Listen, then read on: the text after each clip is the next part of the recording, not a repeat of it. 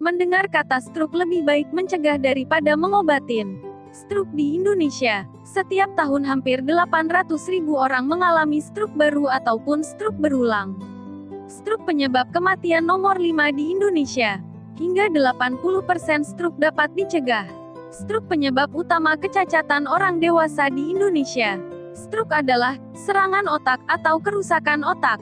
Itu bisa terjadi pada siapa saja kapan saja. Terjadi ketika aliran darah ke area otak tersumbat, sehingga oksigen, glukosa dan nutrisi tidak mengalir ke otak. Ketika ini terjadi beberapa menit saja, sel-sel otak kekurangan oksigen dan mulai mati. Ketika sel-sel otak mati selama stroke, kemampuan yang dikendalikan oleh area otak seperti memori dan kontrol gerak otot akan hilang.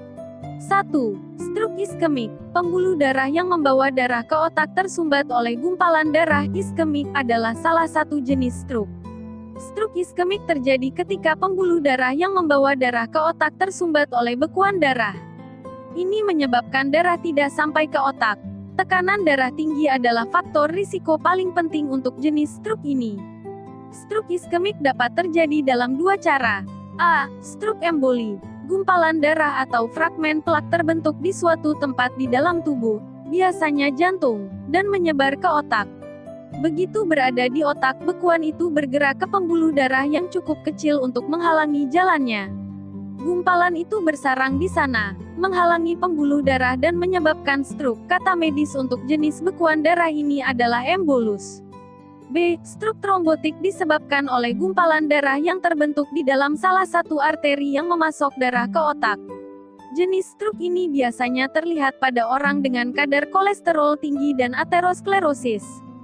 Kata medis untuk gumpalan yang terbentuk di pembuluh darah adalah trombus. 2. Stroke hemoragik. Ada dua jenis stroke, hemoragik dan iskemik. Stroke hemoragik lebih jarang terjadi. Pada kenyataannya hanya 15% dari semua stroke hemoragik.